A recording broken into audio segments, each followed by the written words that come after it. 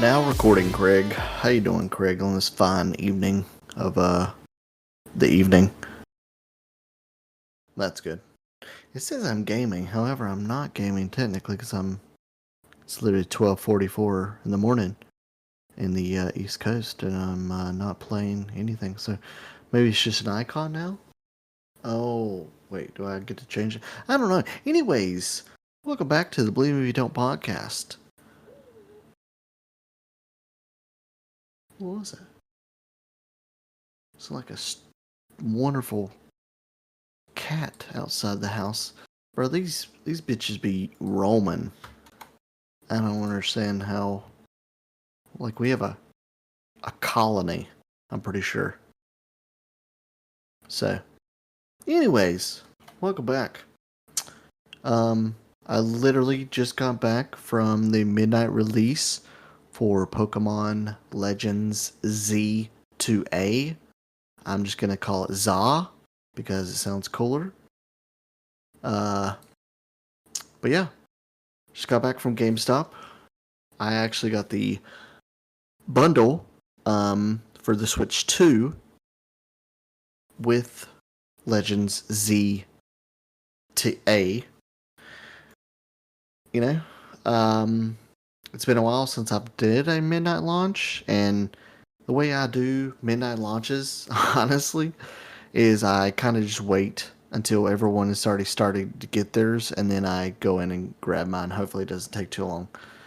I think there's only ever been one that I actually participated in the events during it, and I'm pretty sure it was Black Ops 3. When did 3 come out? 2015? Maybe. It might have been 2015 when I was in college. I'm pretty sure me and Black Hammer actually went to that. And I've obviously went to other midnight launches, like I said, just to really pick up the game and then go home and play it a little bit. I'm not going to be playing this game. A little update, we are going to Disney World in the next 2 days. So I don't have much time to, just go randomly pick it up. It just happened to line up this way. So decided to grab it. I'm going to take it with us. Obviously, we'll be in the parks a lot. I highly doubt I'll be able to play it a lot. But it's just been a while since I've had a Pokemon game to play. I played Scarlet. Scarlet, essentially. And did I play Scarlet? I don't actually think I did. Or did I? I know I played Sword and Shield, technically. But did I play Scarlet? Hold on. Who was the legendary in Scarlet? Oh, yeah, I did. I played it a little bit. Because it was the legendaries, you just get them right off the bat, unfortunately. Like, there's no, oh, this is a mysterious thing like Lugia, Ho-Oh, and all that stuff. You just get it off the bat and it kind of morphs into a freaking motorcycle. I mean, it's kind of cool, but at the same time, like, they shouldn't be legendaries, and then, obviously, it didn't run very good on the Switch 1. So, after, like, the month of October is packed with games that I want to play. I'm still playing Final Fantasy Tactics. I think I am 3/4 of the way. I'm on chapter 4. So I will kind of review that once I've beaten it, which is going to be after I get back and everything like that. But also Digimon. Funny story about that. I had pre-ordered it when it came out, which was let's see, Digimon Time Stranger. It came out October 2nd. However, I didn't go get it, and I waited until this past Thursday. Or no, yeah. So the 9th, I think. 9th or 10th. And GameStop will basically hold it. I think what their policy is, they'll hold it for up to 48 hours or something. After that, it's basically like fair game. They'll call you and tell you that because that happened with me with Clair Obscure.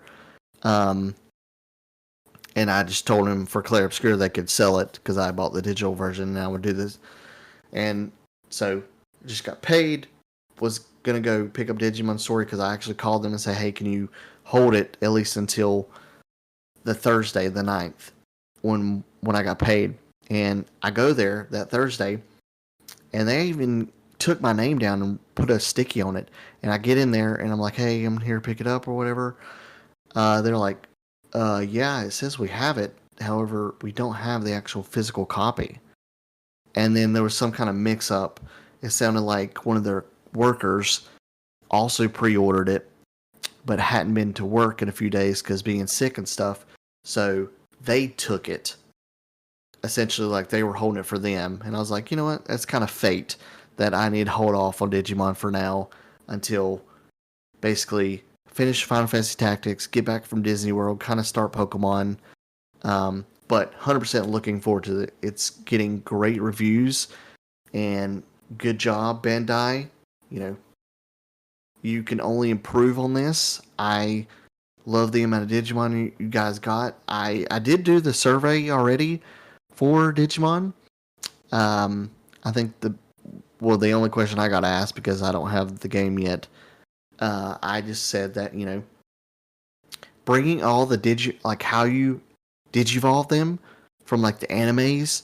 I think it was Frontiers, second or third season of the new characters and stuff where they get crests or eggs or something, and you could put them into the Digimon, and they digivolve that way. So I think like bringing all the ways in the animes that they digivolve into the game would be dope as shit. Now I'm sure that'd be hard because there's so many iterations of how they digivolve.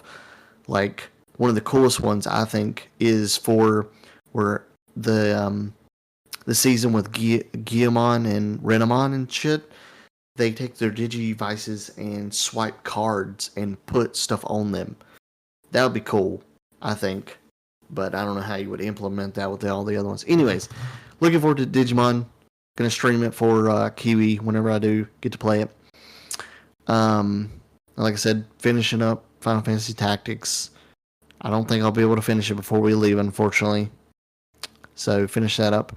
Play a little bit of Pokemon Z Day while I'm at Disney and on the ride there or back or whatever. And just see how it is. And then, there's not a lot for me that's coming out in November, I think. Let me look. Video games coming in November and December. Obviously, COD is coming next month, and it's whatever. I'll play it since it'll be on Game Pass. Shout out to Microsoft for bumping it up $10 a month because the sales were shitty for just your single franchise that's supposed to carry you supposedly. So good job there. Let's look. We got hop down to November. Nothing.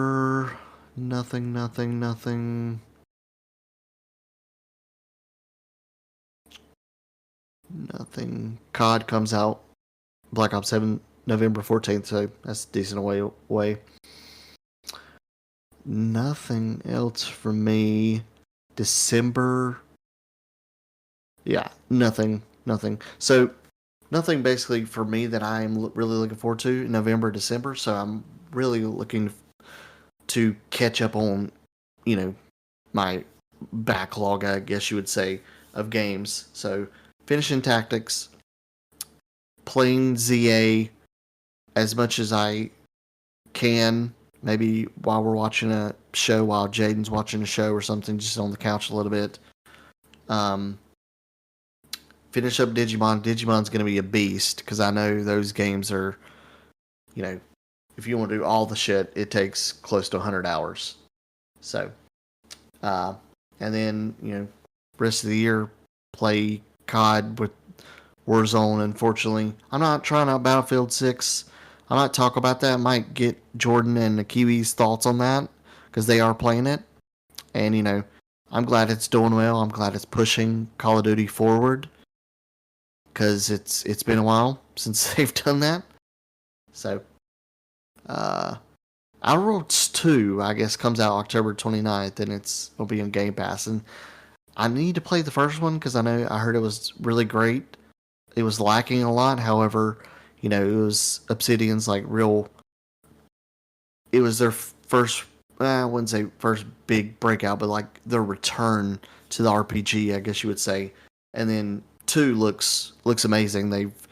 Added so much to it. I think it's going to do great for them. They've had a kick-ass year, regardless of if you think Avowed is good or not. Grounded 2, Black Hammer and I are still playing that. We've defeated the new boss that they put out. Probably won't get another update until, my guess, December, maybe January. Need those freaking zip lines. Double Dragon Revive. Is that like the OG Double Dragon? It is. I loved those games back in the day. Arc Raiders. I'm not a big Extraction fan. I hope it does well and, moves the needle forward with because I only really got Tarkov, I think, out there right now. So, I'm looking forward to chilling for the kind of the rest of the year because this year has been just banger after banger.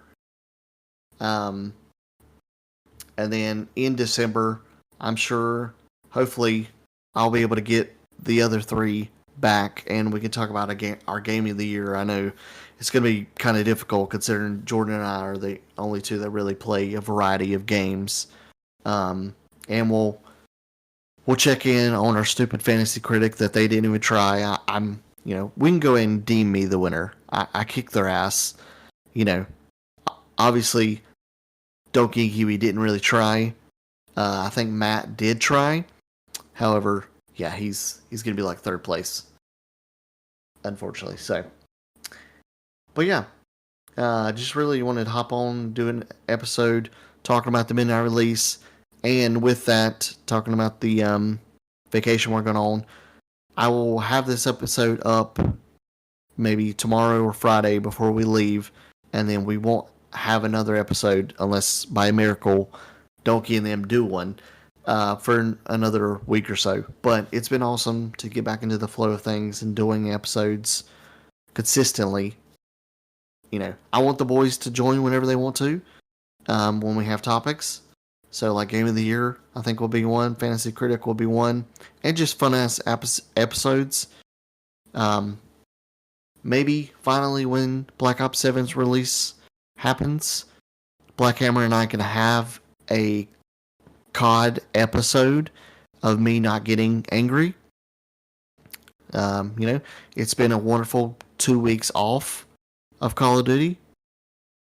I really have been enjoying Grounded 2, playing with him. We never did Helldivers.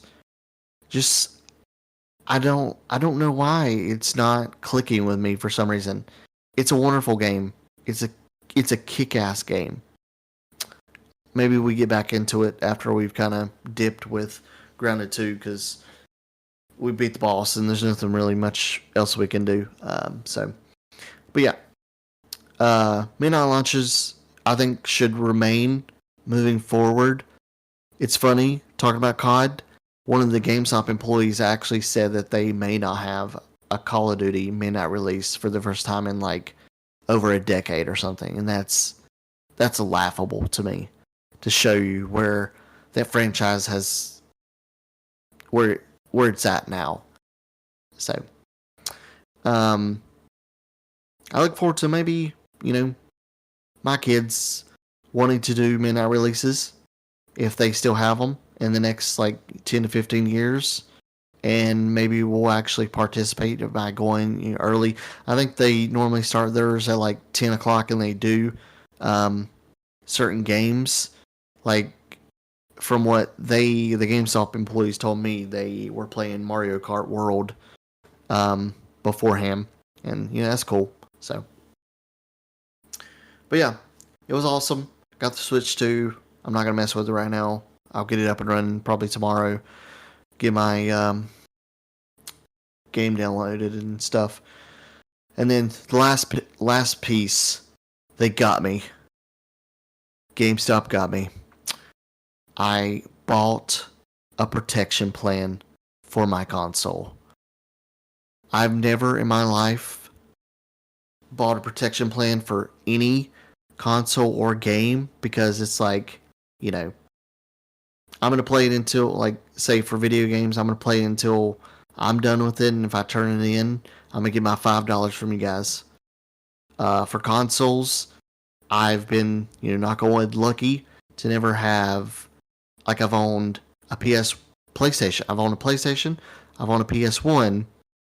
I've owned a PS2, a Nintendo 64, a Super Nintendo, a regular Nintendo.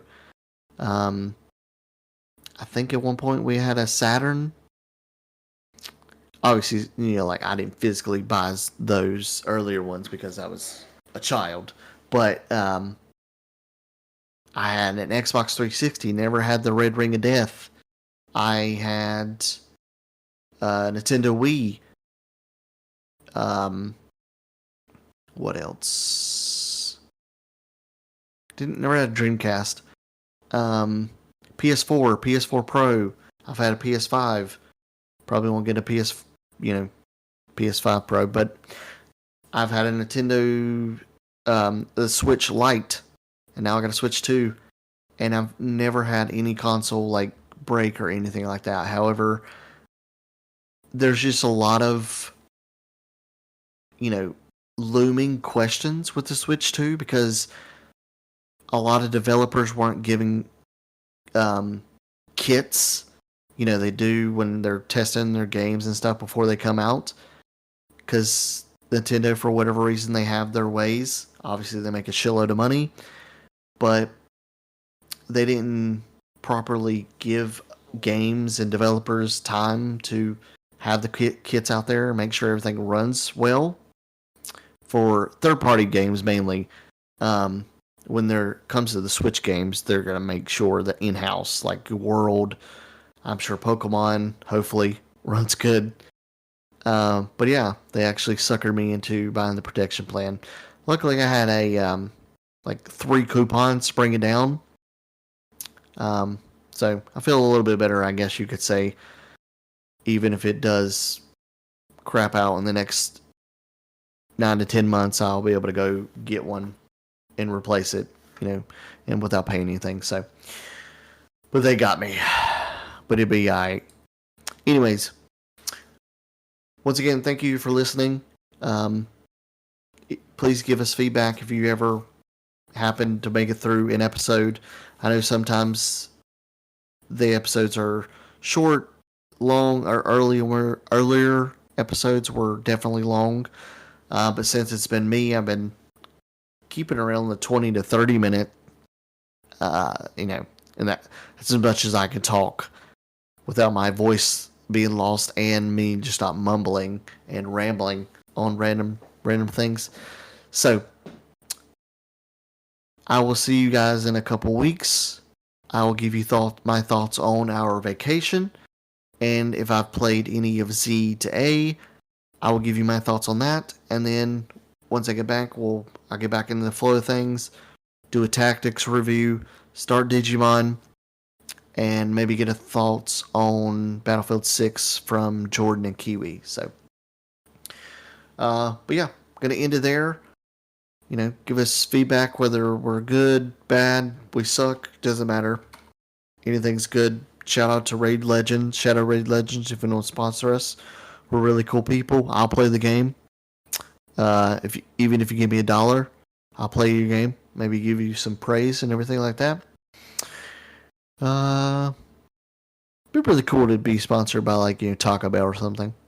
I don't know. Anyways, I'm gonna end it there. Have a great night, great weekend. Play Pokemon. Stay safe out there, San Diego.